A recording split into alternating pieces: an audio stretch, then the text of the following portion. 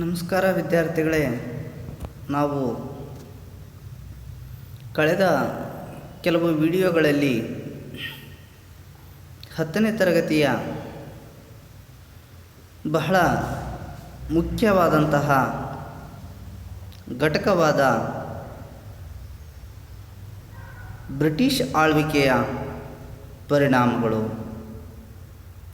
ಈ ಒಂದು ಘಟಕಕ್ಕೆ ಸಂಬಂಧಪಟ್ಟಂತೆ ಸಾಕಷ್ಟು ವಿಷಯಗಳನ್ನು ತಿಳಿದುಕೊಂಡಿದ್ದೇವೆ. ಇವತ್ತಿನ ಈ ಒಂದು ವಿಡಿಯೋದಲ್ಲಿ ನಾವು ಬ್ರಿಟಿಷರ ಆಳ್ವಿಕೆಯ ಒಂದು ಕಾಲಾವಧಿಯಲ್ಲಿ ಜಾರಿಗೆ ಬಂದಂತಹ ಪ್ರಮುಖ ಕಾಯ್ದೆಗಳಾದ 1909ರ ಭಾರತೀಯ ಪರಿಷತ್ ಕಾಯ್ದೆ ಮತ್ತು 1919ರ ಭಾರತೀಯ ಪರಿಷತ್ ಕಾಯ್ದೆ ಹಾಗೂ 1935ರ ಭಾರತ ಸರ್ಕಾರದ ಕಾಯ್ದೆ, ಈ 3 ಕಾಯ್ದೆಗಳ ಸುಧಾರಣೆಗಳು ಏನು ಎನ್ನುವಂಥದ್ರ ಬಗ್ಗೆ ಈ ಒಂದು ವಿಡಿಯೋದಲ್ಲಿ ತಿಳಿಯೋಣ ವಿದ್ಯಾರ್ಥಿಗಳೇ. ಹಾಗಾದರೆ 1919ರ ಭಾರತೀಯ ಪರಿಷತ್ ಕಾಯ್ದೆ, ಈ ಒಂದು ಕಾಯ್ದೆಯನ್ನು ಮಿಂಟೋ ಮಾರ್ಲೆ ಸುಧಾರಣೆ ಎಂತಲೂ ಕರೆಯುವರು. ಈ ಕಾಯ್ದೆಯನ್ನು ಮಿಂಟೋ ಮಾರ್ಲೆ ಸುಧಾರಣಾ ಕಾಯ್ದೆ ಎಂತಲೂ ಕರೀತಾರೆ. ಏಕೆಂದರೆ ಆ ಸಂದರ್ಭದಲ್ಲಿ ಲಾರ್ಡ್ ಮಿಂಟೋ ಭಾರತದ ವೈಸ್ರಾಯ್ ಆಗಿದ್ದರು. ಹಾಗೆಯೇ ಲಾರ್ಡ್ ಮಾರ್ಲೆ ಭಾರತದ ಸೆಕ್ರೆಟರಿ ಆಫ್ ಸ್ಟೇಟ್ ಆಗಿ ಕಾರ್ಯನಿರ್ವಹಿಸ್ತಾ ಇದ್ದರು. ಲಾರ್ಡ್ ಮಿಂಟೋರವರು ಆ ಸಂದರ್ಭದಲ್ಲಿ ಭಾರತದ ವೈಸ್ರಾಯ್ ಆಗಿದ್ದರೆ, ಲಾರ್ಡ್ ಮಾರ್ಲೆ ಅವರು ಆ ಸಂದರ್ಭದಲ್ಲಿ ಭಾರತದ ಸೆಕ್ರೆಟರಿ ಆಫ್ ಸ್ಟೇಟ್ ಆಗಿ ಕಾರ್ಯವನ್ನು ನಿರ್ವಹಿಸ್ತಾ ಇದ್ದರು. ಹಾಗಾಗಿ ಇವರಿಬ್ಬರ ಒಂದು ಅಧಿಕಾರದ ಅವಧಿಯಲ್ಲಿ ಈ ಒಂದು ಕಾಯ್ದೆ ಅನುಷ್ಠಾನಕ್ಕೆ ಬಂದದ್ದರಿಂದಾಗಿ ಈ ಕಾಯ್ದೆಯನ್ನು ಅವರ ಹೆಸರಿನಿಂದಲೇ ಮಿಂಟೋ ಮಾರ್ಲೆ ಸುಧಾರಣಾ ಕಾಯ್ದೆ ಅಂಥೇಳಿ ಕರೆಯುವಂಥದ್ದು ಕೂಡ ಚಾಲ್ತಿಯಲ್ಲಿದೆ. ನೋಡಿ, ಈ ಒಂದು ಕಾಯ್ದೆಯನ್ನು ಬ್ರಿಟಿಷರು ಬಳಸಿಕೊಂಡು ನಮ್ಮ ಭಾರತೀಯರನ್ನು ಒಡೆದು ಆಳಲು ಈ ಕಾಯ್ದೆಯನ್ನು ಬಳಸಿಕೊಂಡರು.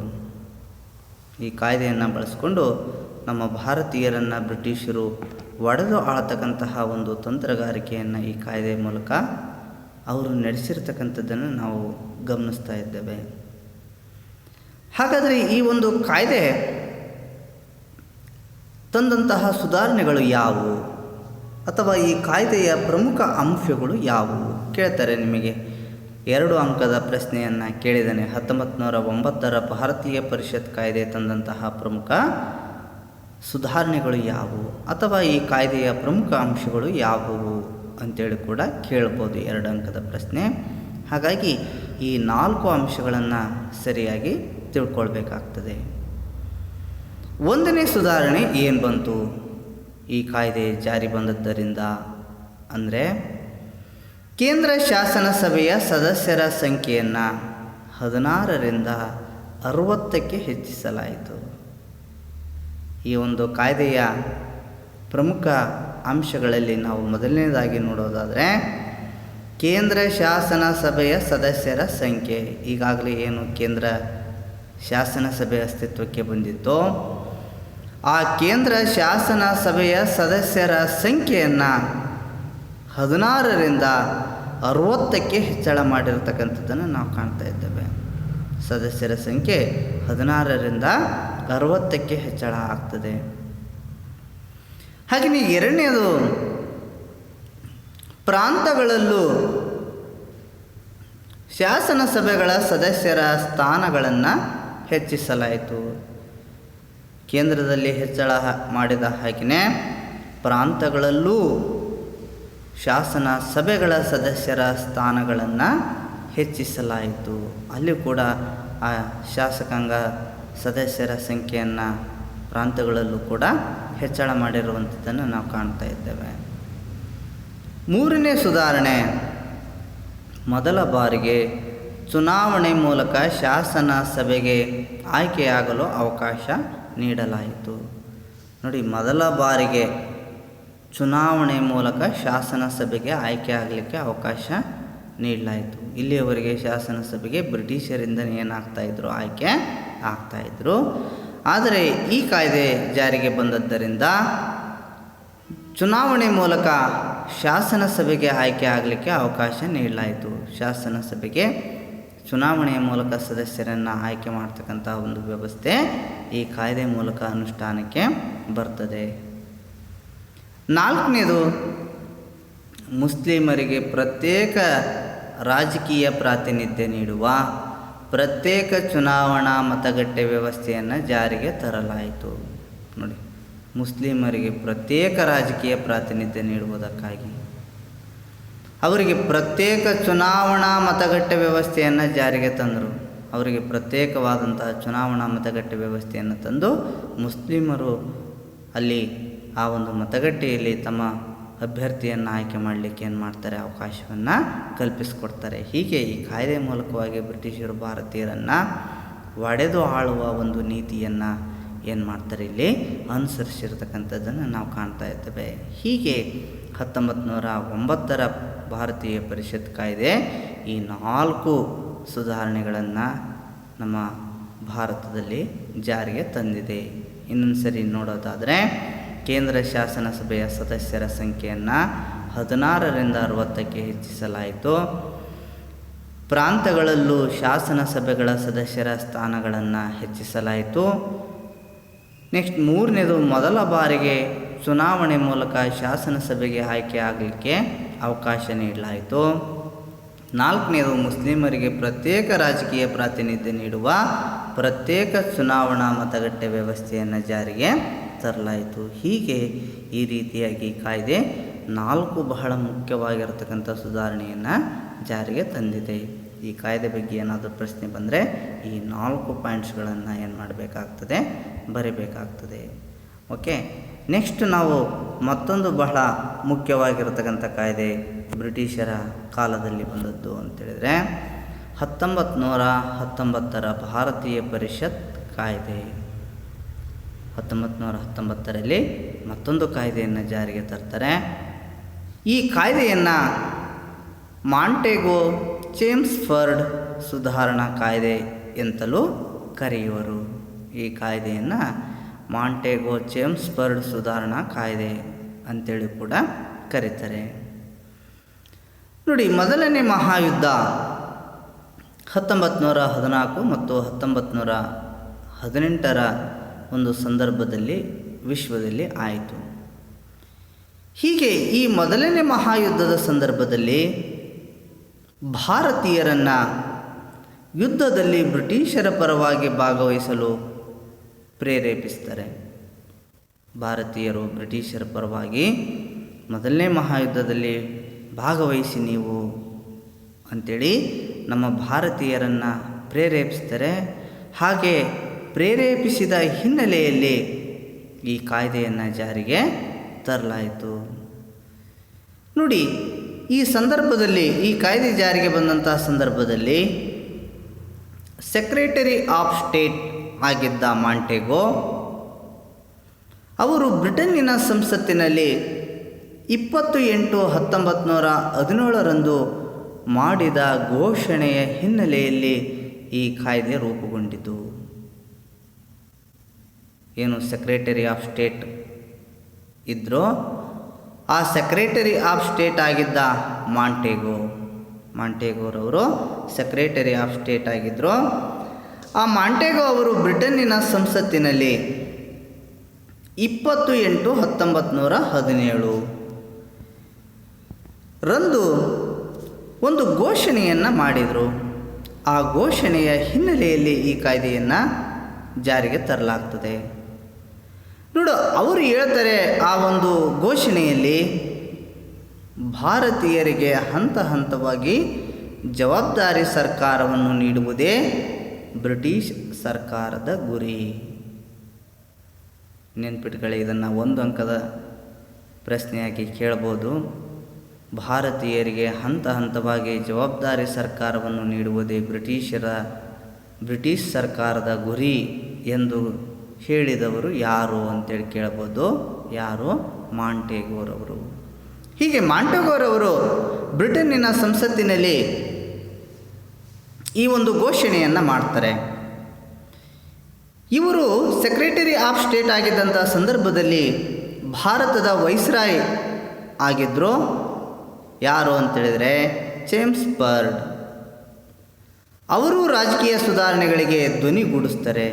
ಇವರೊಂದಿಗೆ ಅವರು ಕೂಡ ನಮ್ಮ ಭಾರತದ ಆಡಳಿತದಲ್ಲಿ ಸುಧಾರಣೆಯನ್ನು ತರಲಿಕ್ಕೆ ಧ್ವನಿಯನ್ನು ಗೂಡಿಸಿದರು. ಪರಿಣಾಮವಾಗಿ 1919ರಲ್ಲಿ ಭಾರತೀಯ ಪರಿಷತ್ ಕಾಯ್ದೆ ಏನಾಯಿತು? ರೂಪುಗೊಳ್ಳುತ್ತದೆ. ಹಾಗಾಗಿ ಇವರಿಬ್ಬರೂ ಸೇರಿ ಈ ಕಾಯ್ದೆಯನ್ನು ಜಾರಿಗೆ ತಂದಿದ್ದರಿಂದಾಗಿ ಇದನ್ನು ಮಾಂಟೆಗೋ ಜೇಮ್ಸ್ ಬರ್ಡ್ ಸುಧಾರಣಾ ಕಾಯ್ದೆ ಅಂತೇಳಿ ಕೂಡ ಇದನ್ನು ಕರೆಯಲಾಗ್ತಾ ಇದೆ. ಹೀಗೆ ಈ ಒಂದು ಕಾಯ್ದೆ ಅನುಷ್ಠಾನಕ್ಕೆ ಬರ್ತದೆ. ಹಾಗಾದರೆ ಈ ಒಂದು ಕಾಯ್ದೆ ತಂದಂತಹ ಸುಧಾರಣೆಗಳೇನು ಅಥವಾ ಈ ಕಾಯ್ದೆಯ ಪ್ರಮುಖ ಅಂಶಗಳು ಏನು? ಇದನ್ನು ಕೂಡ ಕೆಲವು ಸಂದರ್ಭದಲ್ಲಿ 3 ಅಂಕದ ಪ್ರಶ್ನೆಯಾಗಿ ಕೇಳಿದ್ದಾರೆ SSLC ಬೋರ್ಡ್ ಎಕ್ಸಾಮಲ್ಲಿ. ಹಾಗಾಗಿ ಈ 6 ಅಂಶಗಳನ್ನು ಸರಿಯಾಗಿ ತಿಳ್ಕೊಳ್ಳಿ. 3 ಅಂಕದ ಪ್ರಶ್ನೆಯನ್ನು ಕೇಳಲಿಕ್ಕೆ ಸಾಧ್ಯತೆ ಇದೆ. ಹಾಗಾದರೆ ಈ ಕಾಯ್ದೆಯ ಪ್ರಮುಖ ಅಂಶಗಳು ಏನು ಅನ್ನೋದನ್ನು ನೋಡೋದಾದರೆ, 1ನೇದು ಕೇಂದ್ರದಲ್ಲಿ ದ್ವಿಸದನ ಶಾಸಕಾಂಗ ರಚನೆಗೆ ಅವಕಾಶ ನೀಡಲಾಯಿತು. ಕೇಂದ್ರದಲ್ಲಿ ದ್ವಿಸದನ ಶಾಸಕಾಂಗ ವ್ಯವಸ್ಥೆಗೆ ಅವಕಾಶವನ್ನು ನೀಡಲಾಗ್ತದೆ ಈ ಕಾಯ್ದೆ. ಅದಕ್ಕನುಗುಣವಾಗಿ ಕೇಂದ್ರದಲ್ಲಿ 2 ಸದನಗಳು ಹುಟ್ಕೊಳ್ತವೆ. ಒಂದು ಶಾಸಕಾಂಗ ಸಭೆ, ಇದನ್ನು ಕೆಳಮನೆ ಅಂತೇಳಿ ಕರೆದರು. ಈಗಿನ ಲೋಕಸಭೆ ಏನಿದೆಯಲ್ಲ ಅದರ ಸ್ಥಾನ ಇದು. ಶಾಸಕಾಂಗ ಸಭೆ ಕೆಳಮನೆ. ನಂತರ ರಾಜ್ಯಗಳ ಪರಿಷತ್, ಇದನ್ನು ನಾವು ಮೇಲ್ಮನೆ ಅಂತೇಳಿ ಕರಿತೇವೆ. ಇವಾಗೇನು ರಾಜ್ಯಸಭಾ ಅಂತೇಳಿದೆಯಲ್ಲ ಮೇಲ್ಮನೆಯಾಗಿ ಅದರ ಸ್ಥಾನವನ್ನು ಇದು ಹೊಂದಿತ್ತು. ರಾಜ್ಯಗಳ ಪರಿಷತ್ ಮೇಲ್ಮನೆ. ಹೀಗೆ ಈ ರೀತಿಯಾಗಿ 2 ಶಾಸಕಾಂಗ ಸಭೆಗಳೇನಾಗ್ತವೆ? ಅಸ್ತಿತ್ವಕ್ಕೆ ಬರ್ತವೆ. ಒಂದು ಶಾಸಕಾಂಗ ಸಭೆ, ಇನ್ನೊಂದು ರಾಜ್ಯಗಳ ಪರಿಷತ್ತು ಅಂತೇಳಿ 2 ಸದನಗಳೇನಾಗ್ತವೆ? ರಚನೆ ಆಗ್ತವೆ. 2ನೇದು ಪ್ರಾಂತಗಳಲ್ಲಿ ದ್ವಿಸರ್ಕಾರ ಪದ್ಧತಿಗೆ ಅವಕಾಶ ನೀಡಲಾಯಿತು. ಪ್ರಾಂತಗಳಲ್ಲೂ ಕೂಡ ದ್ವಿಸರ್ಕಾರ ಪದ್ಧತಿಗೆ ಅವಕಾಶವನ್ನು ಮಾಡಿಕೊಟ್ರು. ಕೇಂದ್ರದಲ್ಲಿ ಯಾವ ರೀತಿಯಾಗಿ ದ್ವಿಸದನ ಶಾಸಕಾಂಗ ರಚನೆ ಆಯಿತೋ ಹಾಗೆಯೇ ಪ್ರಾಂತಗಳಲ್ಲಿ ದ್ವಿಸರ್ಕಾರ ರಚನೆಗೆ ಅವಕಾಶವನ್ನು ಕಲ್ಪಿಸಿಕೊಡಲಾಗ್ತದೆ. 3ನೇ ಸುಧಾರಣೆ ಏನು ಅಂದರೆ, ಭಾರತಕ್ಕೆ ಒಬ್ಬ ಹೈಕಮಿಷನರನ್ನು ನೇಮಕ ಮಾಡಲಾಯಿತು.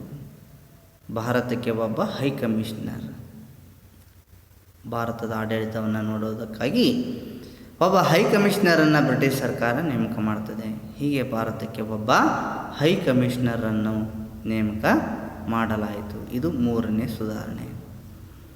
4ನೇದು ಸ್ವಯಂ ಆಡಳಿತವುಳ್ಳ ಸ್ಥಳೀಯ ಸಂಸ್ಥೆಗಳ ಅಭಿವೃದ್ಧಿಗೆ ಭರವಸೆ ನೀಡಲಾಯಿತು. ಸ್ಥಳೀಯ ಆಡಳಿತವುಳ್ಳ ಸ್ಥಳೀಯ ಸಂಸ್ಥೆಗಳು, ಈಗ ಯಾವ ರೀತಿಯಾಗಿ ಸ್ಥಳೀಯ ಸಂಸ್ಥೆಗಳಿದಾವಲ್ಲ, ಉದಾಹರಣೆಗೆ ಇವಾಗ ನಗರ ಪ್ರದೇಶದ ಸ್ಥಳೀಯ ಸಂಸ್ಥೆಗಳು ಮತ್ತು ಗ್ರಾಮಾಂತರ ಪ್ರದೇಶದ ಸ್ಥಳೀಯ ಸರ್ಕಾರಗಳು ಅಂತೇಳಿ ಇದ್ದಾವೆ. ಹಾಗೆಯೇ ಅವಾಗಲೂ ಕೂಡ ಸ್ವಯಂ ಆಡಳಿತವುಳ್ಳ ಸ್ಥಳೀಯ ಸಂಸ್ಥೆಗಳ ಅಭಿವೃದ್ಧಿಗೆ ಭರವಸೆಯನ್ನು ನೀಡಲಾಯಿತು. ಆಯಾ ಪ್ರದೇಶದ ಒಂದು ಆಡಳಿತವನ್ನು ಮತ್ತು ಆಯಾ ಪ್ರದೇಶದ ಅಭಿವೃದ್ಧಿಯನ್ನು ಮಾಡ್ತಕ್ಕಂತಹ ಒಂದು ಜವಾಬ್ದಾರಿಯನ್ನು ಹೊಂದಿರತಕ್ಕಂತಹ ಸ್ವಯಂ ಆಡಳಿತವುಳ್ಳ ಸ್ಥಳೀಯ ಸಂಸ್ಥೆಗಳ ಅಭಿವೃದ್ಧಿಯನ್ನು ನಾವು ಮಾಡ್ತೇವೆ ಅಂಥೇಳಿ ಈ ಒಂದು ಸ್ಥಳೀಯ ಸಂಸ್ಥೆಗಳ ಅಭಿವೃದ್ಧಿಗೆ ಇಲ್ಲಿ ಭರವಸೆಯನ್ನು ಈ ಕಾಯ್ದೆ ನೀಡಿರ್ತಕ್ಕಂಥದ್ದನ್ನು ನಾವು ಕಾಣ್ತಾ ಇದ್ದೇವೆ. ಹಾಗೆಯೇ 5ನೇದು ಕೇಂದ್ರದ ಬಜೆಟ್ನಿಂದ ಪ್ರಾಂತಗಳ ಬಜೆಟನ್ನು ಬೇರ್ಪಡಿಸಲಾಯಿತು. ಇಲ್ಲಿಯವರೆಗೆ ಕೇಂದ್ರ ಮತ್ತು ಪ್ರಾಂತಗಳ ಬಜೆಟ್ಟು ಒಟ್ಟಿಗೆ ನಡೀತಾ ಇದ್ವು. ಆದರೆ ಈ ಕಾಯ್ದೆ ಕೇಂದ್ರದ ಬಜೆಟ್ಟಿನಿಂದ ಪ್ರಾಂತಗಳ ಬಜೆಟನ್ನು ಬೇರ್ಪಡಿಸಲಾಯಿತು. ಇವತ್ತು ಯಾವ ರೀತಿಯಾಗಿ ಕೇಂದ್ರದ ಬಜೆಟ್ಟೇ ಬೇರೆ ಮತ್ತು ರಾಜ್ಯಗಳ ಬಜೆಟ್ಟೇ ಬೇರೆ ಯಾವ ರೀತಿಯಾಗಿದೆಯೋ ಆ ಥರದ ಒಂದು ಸಿಸ್ಟಮನ್ನು ಈ ಒಂದು ಕಾಯ್ದೆ ಜಾರಿಗೆ ತರ್ತದೆ. ಹೀಗೆ ಕೇಂದ್ರದ ಬಜೆಟ್ಟಿನಿಂದ ಪ್ರಾಂತಗಳ ಬಜೆಟನ್ನು ಬೇರ್ಪಡಿಸಿರ್ತಕ್ಕಂಥದ್ದನ್ನು ನಾವು ನೋಡ್ತಾ ಇದ್ದೇವೆ. ನಂತರ 6ನೇ ಸುಧಾರಣೆ, ಪ್ರತ್ಯೇಕ ಚುನಾವಣಾ ಮತಗಟ್ಟೆ ವ್ಯವಸ್ಥೆಯನ್ನು ಮುಸ್ಲಿಂ, ಸಿಖ್, ಆಂಗ್ಲೋ ಭಾರತೀಯರು ಮತ್ತು ಯುರೋಪಿಯನ್ನರಿಗೆ ವಿಸ್ತರಿಸಲಾಯಿತು. ಈಗಾಗಲೇ ಏನು ಮುಸಲ್ಮಾನರಿಗೆ ಪ್ರತ್ಯೇಕ ಚುನಾವಣಾ ಮತಗಟ್ಟೆ ವ್ಯವಸ್ಥೆಯನ್ನು ತಂದಿದ್ರೋ ಆ ಒಂದು ಪ್ರತ್ಯೇಕ ಚುನಾವಣಾ ಮತಗಟ್ಟೆ ವ್ಯವಸ್ಥೆಯನ್ನು ಮುಸ್ಲಿಮರಿಗೆ, ಸಿಖ್ಖರಿಗೆ, ಆಂಗ್ಲೋ ಭಾರತೀಯರು ಮತ್ತು ಯುರೋಪಿಯನ್ನರಿಗೆ ಏನು ಮಾಡಲಾಗ್ತದೆ, ವಿಸ್ತರಿಸಿರತಕ್ಕಂಥದ್ದನ್ನು ನಾವು ಕಾಣ್ತೇವೆ. ಹೀಗೆ ಈ ಒಂದು ಅಲ್ಪಸಂಖ್ಯಾತರಿಗೆ ಈ ಒಂದು ಪ್ರತ್ಯೇಕ ಚುನಾವಣಾ ಮತಗಟ್ಟೆ ವ್ಯವಸ್ಥೆಯನ್ನು ಜಾರಿಗೆ ತರುವ ಮೂಲಕವಾಗಿ ಅವರಿಗೆ ರಾಜಕೀಯ ಪ್ರಾತಿನಿಧ್ಯವನ್ನು ಒದಗಿಸಿಕೊಡ್ತಕ್ಕಂಥ ಕೆಲಸವನ್ನು ಇಲ್ಲಿ ಬ್ರಿಟಿಷರು ಮಾಡಿದರು. ಹೀಗೆ ಈ ರೀತಿಯಾಗಿ ಈ 1919ರ ಭಾರತೀಯ ಪರಿಷತ್ ಕಾಯ್ದೆ ಈ ರೀತಿ 6 ಪ್ರಮುಖವಾದಂತಹ ಸುಧಾರಣೆಗಳನ್ನು ಜಾರಿಗೆ ತಂದಿದೆ. ಹಾಗಾಗಿ ಬಹಳ ಇಂಪಾರ್ಟೆಂಟು.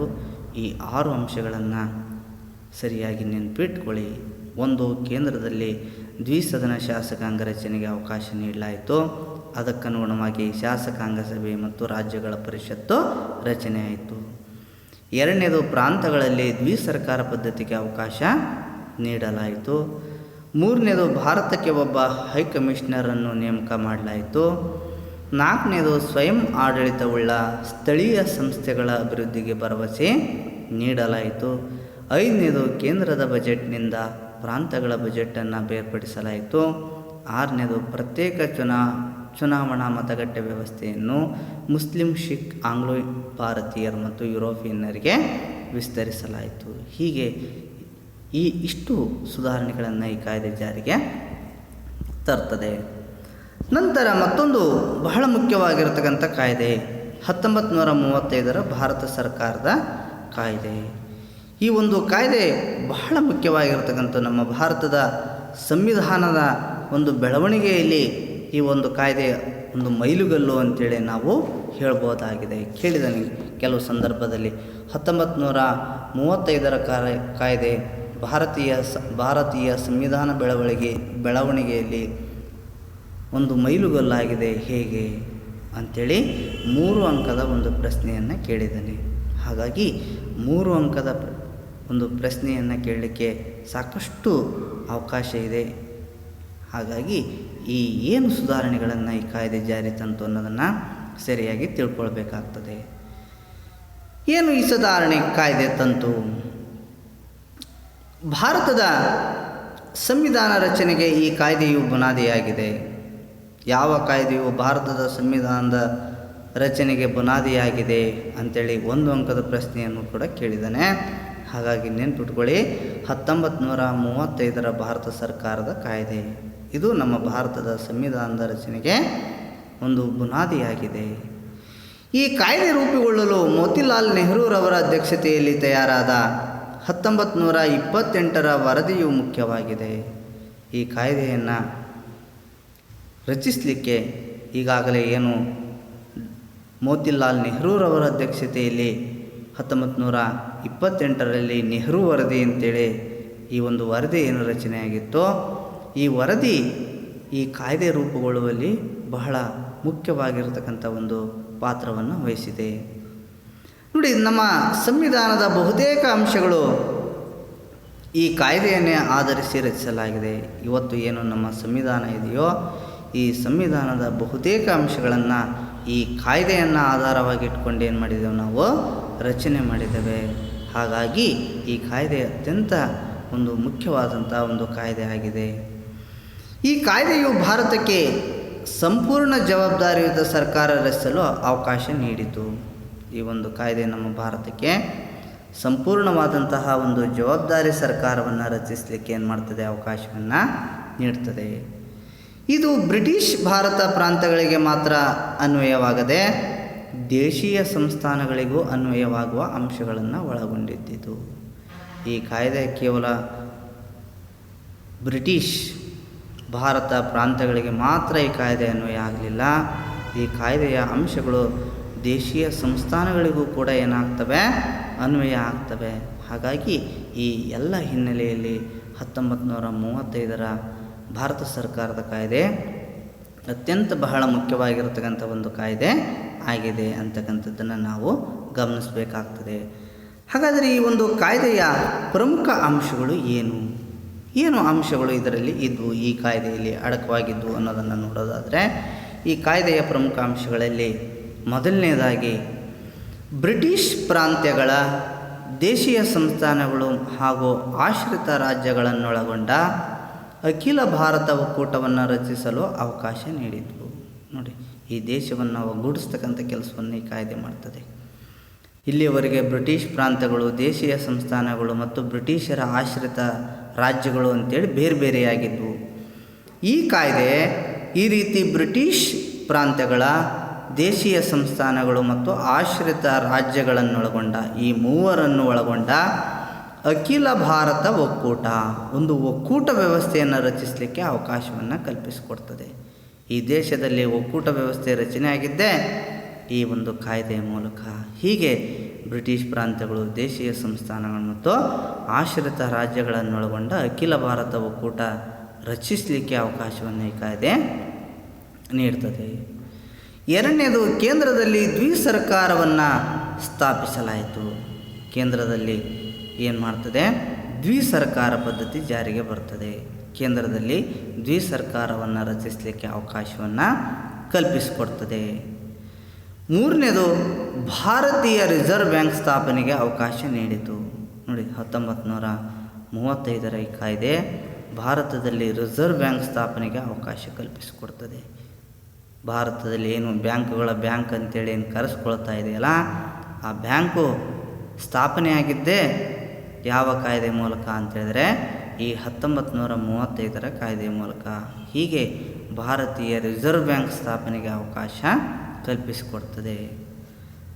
ನಂತರ ಪ್ರಾಂತಗಳಲ್ಲಿ ದ್ವಿಸರ್ಕಾರ ಪದ್ಧತಿಯನ್ನು ರದ್ದುಗೊಳಿಸಿ ಪ್ರಾಂತಗಳಿಗೆ ಸ್ವಾಯತ್ತತೆ ನೀಡಲಾಯಿತು. ಪ್ರಾಂತಗಳಲ್ಲಿ ದ್ವಿಸರ್ಕಾರ ಅನುಷ್ಠಾನಕ್ಕೆ ಬಂದಿತ್ತು. ಆ ಒಂದು ದ್ವಿಸರ್ಕಾರ ಪದ್ಧತಿಯನ್ನು ಏನು ಮಾಡ್ತದೆ, ಇದು ರದ್ದು ಮಾಡ್ತದೆ. ಪ್ರಾಂತಗಳಲ್ಲಿ ಇದ್ದಂತಹ ಒಂದು ದ್ವಿಸರ್ಕಾರ ಪದ್ಧತಿಯನ್ನು ರದ್ದು ಮಾಡಿ ಏನು 1919ರ ಕಾಯ್ದೆ ಪ್ರಾಂತಗಳಲ್ಲಿ ದ್ವಿಸರ್ಕಾರ ರಚನೆಗೆ ಅವಕಾಶ ಮಾಡಿಕೊಟ್ಟಿತ್ತು ತಾನೆ. ಹೀಗೆ ಆ ಪ್ರಾಂತಗಳಲ್ಲಿದ್ದಂತಹ ದ್ವಿಸರ್ಕಾರ ಪದ್ಧತಿಯನ್ನು ರದ್ದುಗೊಳಿಸಿ ಪ್ರಾಂತಗಳಿಗೆ ಸ್ವಾಯತ್ತತೆಯನ್ನು ನೀಡಲಾಯಿತು. ಪ್ರಾಂತಗಳು ಸ್ವಯಂ ಆಡಳಿತವನ್ನು ಹೊಂದಲಿಕ್ಕೆ ಅವಕ್ಕೆ ಸ್ವಾಯತ್ತತೆಯನ್ನು ನೀಡಲಾಗಿರ್ತಕ್ಕಂಥದ್ದನ್ನು ಕಾಣ್ತಾ ಇದ್ದೇವೆ. ಹಾಗೆಯೇ ಐದನೇದು, ಭಾರತದಲ್ಲಿ ಫೆಡರಲ್ ಕೋರ್ಟ್ ಸ್ಥಾಪನೆಗೆ ಅವಕಾಶ ನೀಡಲಾಯಿತು. ಭಾರತದಲ್ಲಿ ಫೆಡರಲ್ ಕೋರ್ಟ್ ಅಂದರೆ ಸುಪ್ರೀಂ ಕೋರ್ಟಿನ ಒಂದು ಸ್ಥಾನವನ್ನು ಹೊಂದುವಂತಹ ಒಂದು ಫೆಡರಲ್ ಕೋರ್ಟ್ ಅಂಥೇಳಿ ಈ ಒಂದು ಫೆಡರಲ್ ಕೋರ್ಟ್ ಸ್ಥಾಪನೆಗೆ ಏನು ಮಾಡ್ತದೆ, ಅವಕಾಶವನ್ನು ಕಲ್ಪಿಸಿಕೊಡ್ತದೆ.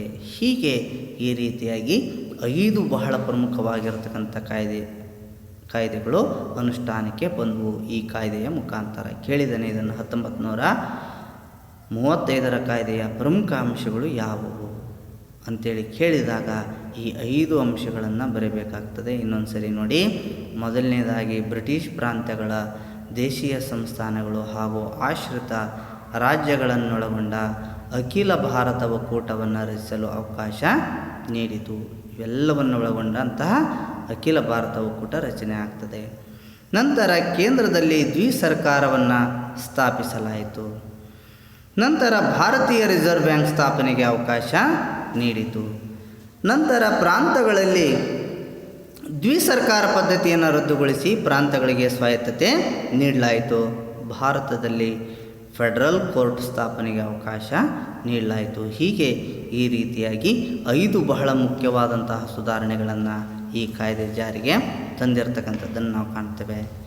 ನೋಡಿ, ನಮ್ಮ ಭಾರತದ ಸಂವಿಧಾನ ಬೆಳವಣಿಗೆ ಚರಿತ್ರೆಯನ್ನು ಗಮನಿಸುವಾಗ ವಿವಿಧ ಕಾಲಘಟ್ಟಗಳಲ್ಲಿ ಆದಂತಹ ರಾಜಕೀಯ ಬೆಳವಣಿಗೆಗಳು ಕಾಯ್ದೆಯ ರೂಪಗಳಲ್ಲಿ ಪ್ರಕಟವಾಗಿರತಕ್ಕಂಥದ್ದನ್ನು ನಾವು ಗ್ರಹಿಸ್ಬೋದು. ಇಲ್ಲಿಯವರೆಗಿನ ಕಾಯ್ದೆಗಳನ್ನು ನಾವು ನೋಡಿದ್ವಿ. ಇವೆಲ್ಲ ಕಾಯ್ದೆಗಳು ಆಯಾ ರಾಜಕೀಯ ಕಾಲಘಟ್ಟದಲ್ಲಿ ಆದಂತಹ ಒಂದು ರಾಜಕೀಯ ಬೆಳವಣಿಗೆಯ ಹಿನ್ನೆಲೆಯಲ್ಲಿ ಈ ಕಾಯ್ದೆಗಳು ಏನಾಗಿದ್ದಾವೆ, ರೂಪುಗೊಂಡಿರ್ತಕ್ಕಂಥದ್ದನ್ನು ನಾವು ಗಮನಿಸಿದ್ದೇವೆ. ನೋಡಿ, ಬ್ರಿಟಿಷ್ ವಸಾಹತುಶಾಹಿ ಭಾರತದಲ್ಲಿ ಆಡಳಿತವನ್ನು ನಡೆಸುವಂತಹ ಸಂದರ್ಭದಲ್ಲಿಯೇ ಈ ಕಾಯ್ದೆಗಳು ಜಾರಿಗೆ ಬಂದದ್ದರಿಂದಾಗಿ ಈ ಕಾಯ್ದೆಗಳು ಬ್ರಿಟಿಷರ ಹಿತಾಸಕ್ತಿಗಳನ್ನು ಈಡೇರಿಸುವಲ್ಲಿ ತಮ್ಮ ಕೆಲಸವನ್ನು ಮಾಡಿದವು.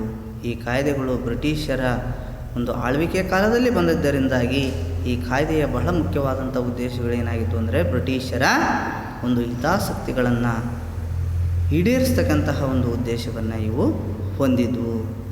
ನಂತರ ಭಾರತೀಯರು ಬ್ರಿಟಿಷರ ವಿರುದ್ಧ ನಡೆಸಿದ ಹೋರಾಟದ ಆಶೋತ್ತರಗಳ ಸಂಘರ್ಷದ ಫಲಿತಗಳು ಇಲ್ಲಿರುವಂಥದ್ದನ್ನು ನಾವು ಕಾಣ್ತಾ ಇದ್ದೇವೆ.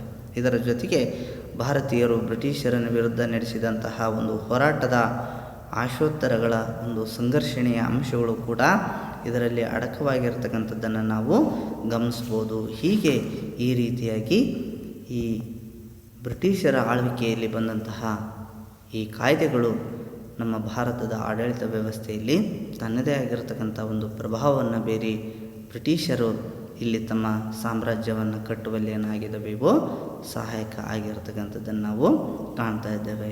ಓಕೆ, ಇಷ್ಟು ನಮ್ಮ ಬ್ರಿಟಿಷರ ಆಳ್ವಿಕೆಯ ಕಾಲದಲ್ಲಿ ಬಂದಂತಹ ಪ್ರಮುಖ ಸುಧಾರಣೆಗಳು.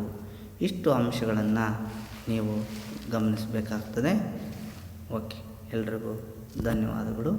ನಮಸ್ಕಾರ.